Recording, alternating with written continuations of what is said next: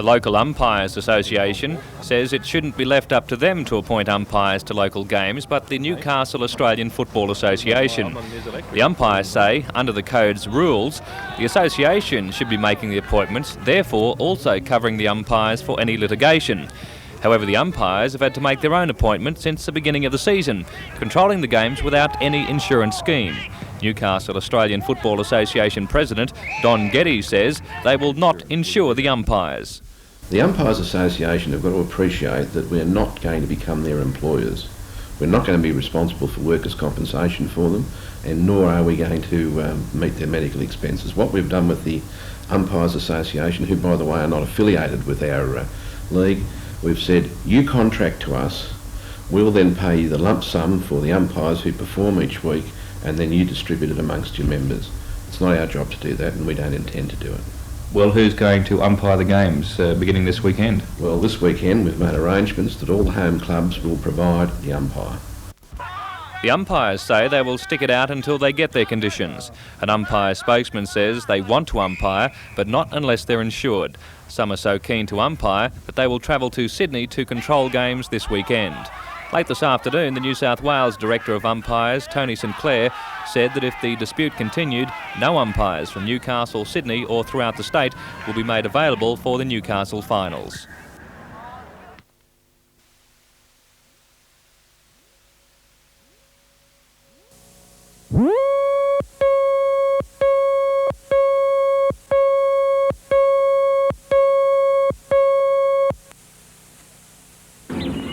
This is Ragtime the horse, who thinks he's a dog.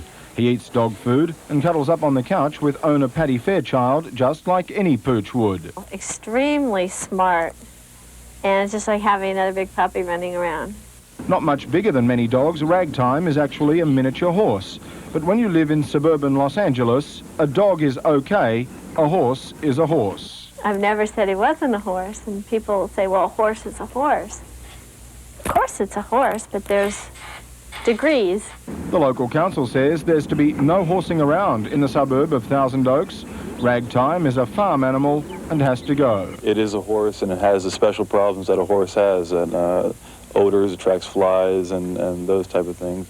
Paddy plans to fight. She says Ragtime is housebroken, performs for visitors, and even has his own shed where he sleeps and attends other personal matters. I know what I'm doing is right, and I'm not going to let the bureaucrats push us around. But the council still plans to take Ragtime to court. Meanwhile, for this mini horse, it's a dog's life.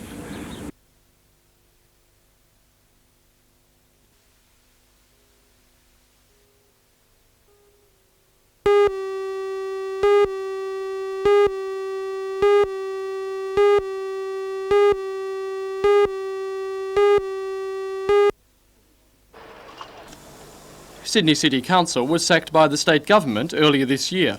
This afternoon, the two ex-aldermen took time out from their conference to be shown over the archaeological diggings which have been started behind the Customs House. The diggings, believed to be part of an early 1800s convict lumber yard and stockade, are rapidly being uncovered by Dr. John Turner from the university's history department and an enthusiastic team of volunteers. The site is in danger because it lies on land to be auctioned off by the SRA on Thursday. The team is running out of time to convince authorities that it should be preserved. Jack Mundy, however, says that Newcastle Council is shirking its responsibility if it doesn't use its influence in the situation.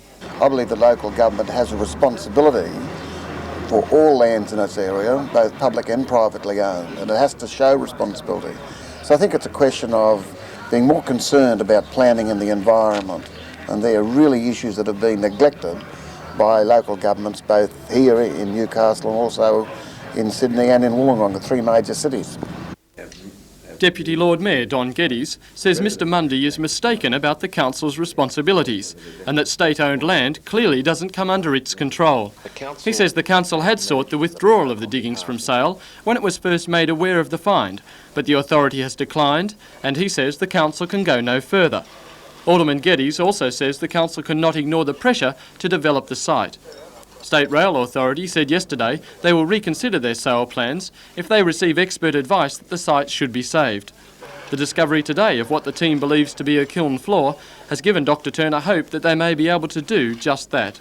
We've got something really significant here, and the obvious thing would be, for the sake of all parties and all those interested, to put an interim conservation order on it before the sale on Thursday. And do you understand that recommendation is going to be made? I'm confident that such a recommendation will be made.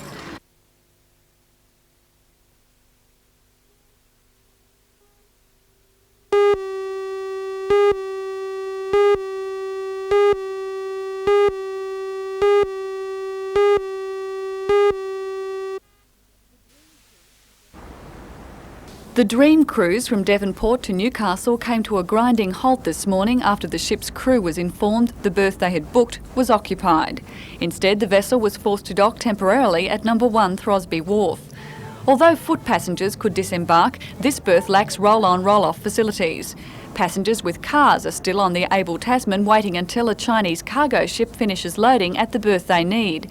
Trans-Tasman Lines blames the Port of Newcastle Authority and has lodged a complaint with the Premier's Department.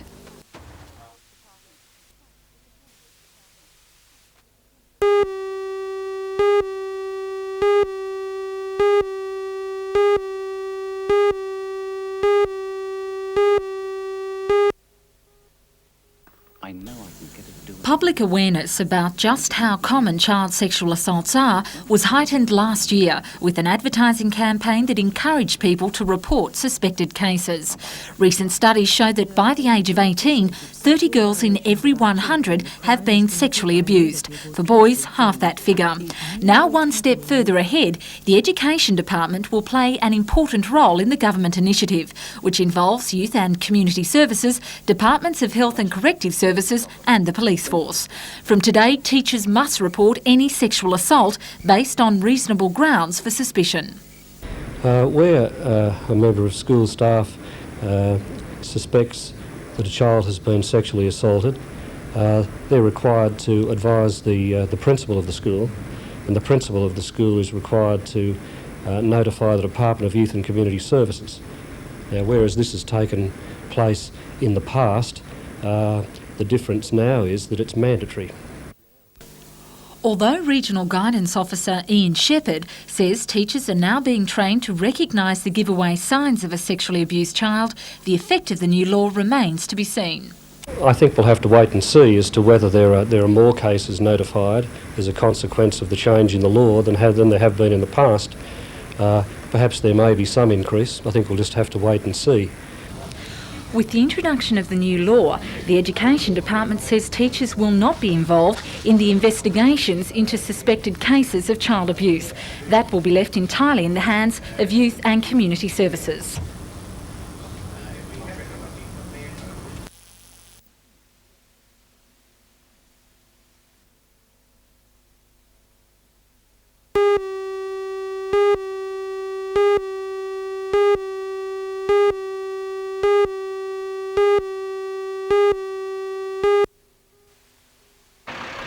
Welding work was being done in the garage underneath the house in Kenley Crescent. The man apparently switched off the equipment and left the house. Police say his wife heard an explosion from downstairs and after investigating called the fire brigade. Sparks from the welder had apparently been smouldering.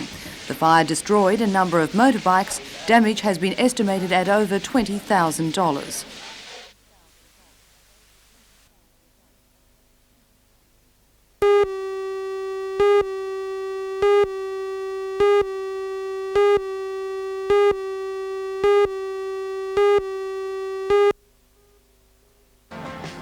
Hello everyone. The Occupational and Sports Medicine Centre here in Newcastle is undergoing a name change.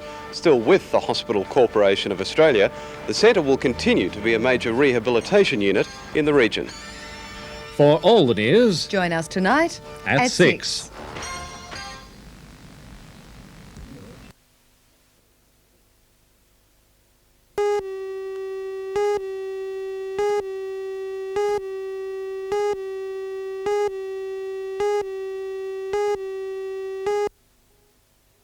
being Premier? Although Transport Minister Ron Muirlock has agreed to defer the auction of state rail land at the East End, the decision is bound to put him in a quandary. A combination of the May economic statement and a tough Premier's conference left Mr Muirlock with tight restrictions on money. According to his office, this was followed by a directive from State Treasurer Ken Booth that they have to raise $100 million from the sale of existing SRA properties to help finance the department's operations this year. The sale of the East End land has been earmarked to help fund the move of SRA operations from the East End to Broadmeadow, and it appears unlikely that this project could be put on ice because the Broadmeadow complex is already being constructed. Mr Muirlock's office said the money is badly needed to offset the cost of the building. If the archaeological dig was found to be significant, the department would consider selling off the rest of the land separately. However, given union green bans and growing public calls for the incorporation of remaining East End land into a harbour foreshore park, it does not appear that Mr Muirlock will have an easy task ahead of him.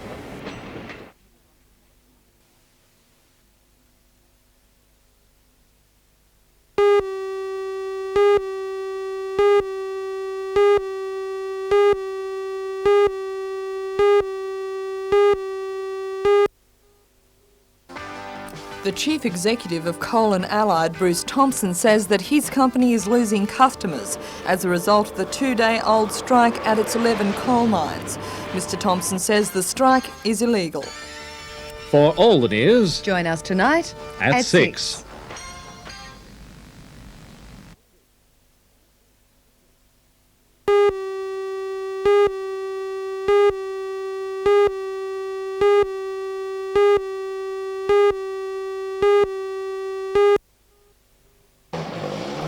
.39-year-old Brian Morley has competed in the race 5 times previously, finishing third outright in 1985 and fourth outright last year.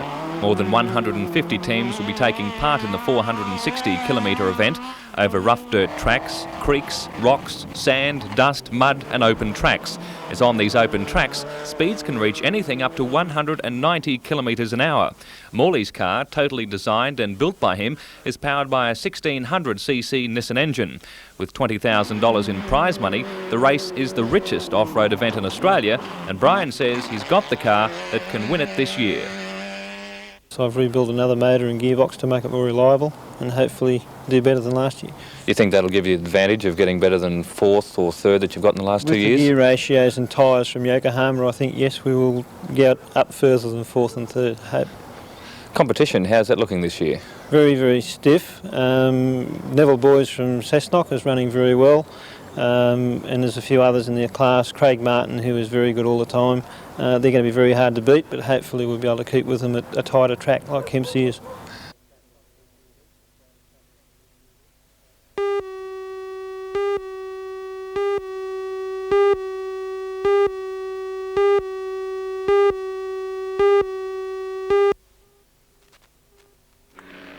The battle continues to rage between Coal and Allied workers and management. Chief Executive of Coal and Allied, Bruce Thompson, says the company wanted to take the unprecedented step of talking to the unions about the crisis in the coal industry and ways of rationalising to ensure its survival. He says CNA needed the men to work overtime to fulfil vital contracts. Right at the time when the unions have seen fit to prevent us from working overtime, we were facing record shipments for Coal and Allied. The net effect of this is that Coal and Allied's carrying some 2.5 million tonnes of stock at the moment. It has ships waiting off the port prepared to convey that stock to our customers. That's not happening and we're not being paid for it. Miners Federation spokesman Jeff Brown says the miners would have to ignore a decision by the rank and file to ban overtime, and that, he says, is out of the question. Mr Brown says Mr Thompson's assertions that the Coal and Allied strike is illegal is simply untrue. Our members went to work under a direction issued to them and voted on by all the rank and file members at the aggregate meeting a week last Thursday that they would work restricted overtime. Our members were then stood down by Coal and Allied and declared on strike. The people that have come out since are supporting those people, and we do not classify this as an illegal stoppage. Mr Brown says he's expecting all 2,500 Coal and Allied employees to attend this morning's meeting in Branxton. Well, the call that we've put on Coal and Allied is to lift the stand-down orders and allow our people to return to work. If Coal and Allied do that, our people will return to work from the first available shift. But all they're doing is inflaming the situation. Meanwhile, the New South Wales Coal Association has called on the Unsworth government to support its coal industry strategy plan. The rationalisation plan includes a reduction in site production costs of 20%, a cut of 20% in state government royalties and other charges, a 5% increase in exports, and an aim to keep retrenchments below 3,000.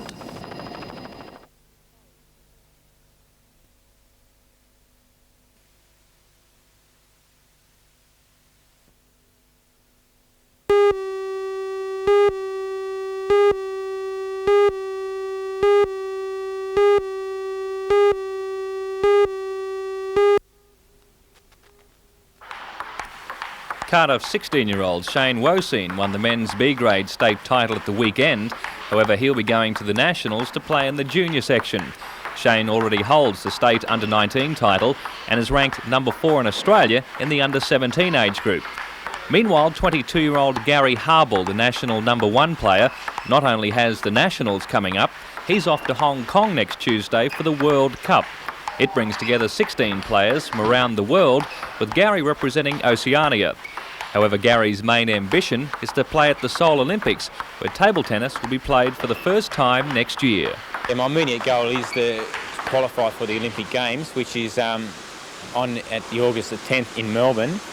The top 3 New Zealand players play against the top 3 Australian players, and number 1 and 2 place getters qualify for the Olympics. You must find it hard training here in Newcastle when the best players are in Victoria. Yes, that's a problem I have at the moment. I play with my brother a lot. He's keen at playing table tennis, but he is losing interest through, his job's more important at the moment. The top players do live in Melbourne. I visit that occasionally about once a month, go to Sydney once every 2 weeks, and I tend to have my training that way.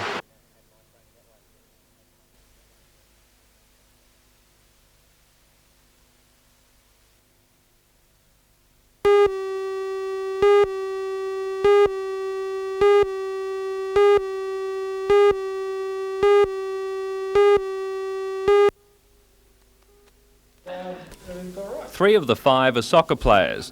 Neil Henderson, Glenn Dowie and Mark Turnbull are all members of the Hunter Valley soccer team that won the national title.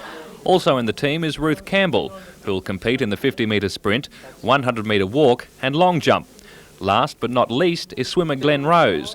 He'll take to the water in butterfly and backstroke events. Besides the competitors, Dorothy Crouch, the assistant swim coach, and Leon Burwell, the director of coaching, will accompany the 32-member team.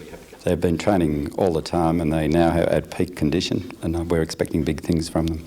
They've also got some other good things while they're overseas. They're playing tourists, visiting a few different places. Oh, yes, we're going straight into Los Angeles, and I think one of the high priorities is to be Disneyland, then the Universal Studios, as well as having a good look around that area before we move up to Notre Dame in Indiana. They seem to be more interested in Disneyland at the moment than actually competing. Yes, we'll have to get that out of their system, I think, before we get to the games.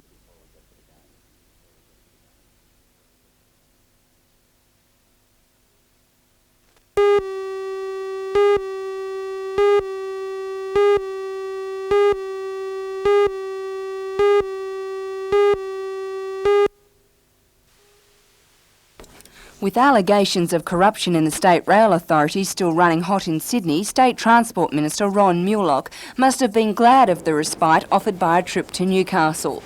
But after a brief visit to Ganinan to inspect work on the new Tangara project, it was over to the East End where he once again was in the firing line. Public lobby groups, local politicians along with archaeologists gathered at the site. In the drizzle with the dig covered with soil, there was not much for Mr Mulock to see, but historian John Turner was on hand to ensure that he was adequately briefed.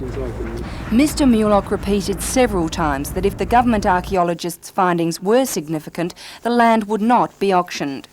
That's a decision that I've got to make as Minister as to the competing claims that are being made regarding the land. Certainly, I will say without qualification that if the archaeological reports and the reports on Aboriginal artefacts shows the claims to be valid claims and that the land therefore should be protected from development, then I'll respond positively to that. But he also made it clear that he was only talking about the archaeological site, and he saw the rest of the SRA land as a separate matter. He says he won't be influenced by recent union green bans on the land. We've got two problems. We've got the preservation of the archaeological site on this side of the road, and on that side of the road, claims by sectors of the community that there be no development take place on a site that was earmarked. The question of green bans being snapped on, so early, I think it's entirely premature and uncalled for. And the green bans themselves being applied won't influence my decision as to whether or not that should be a reserve. Mr Mulock is now clearly faced with a dilemma. Given the tight financial constraints on him, it must be appealing to sell the rest of the SRA land off separately. However, it's unlikely that many developers will want to invest in a site with union green bans on it.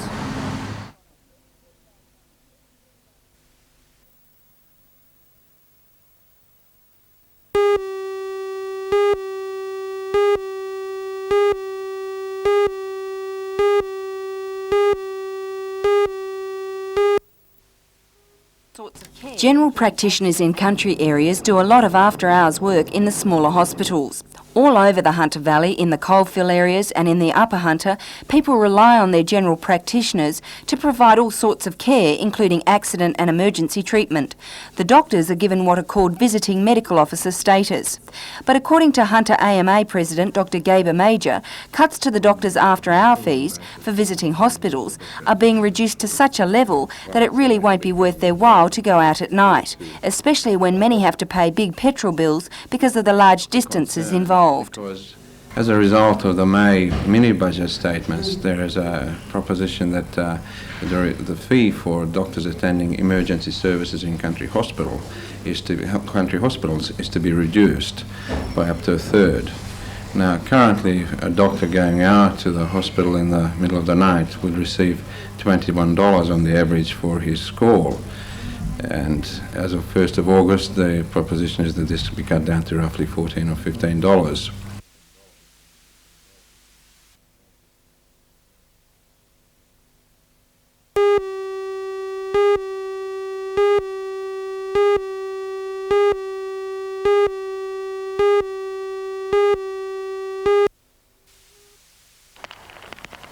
Saab started building aircraft in 1937 for the Swedish Air Force. 10 years later, with the Second World War over, the company branched into motoring.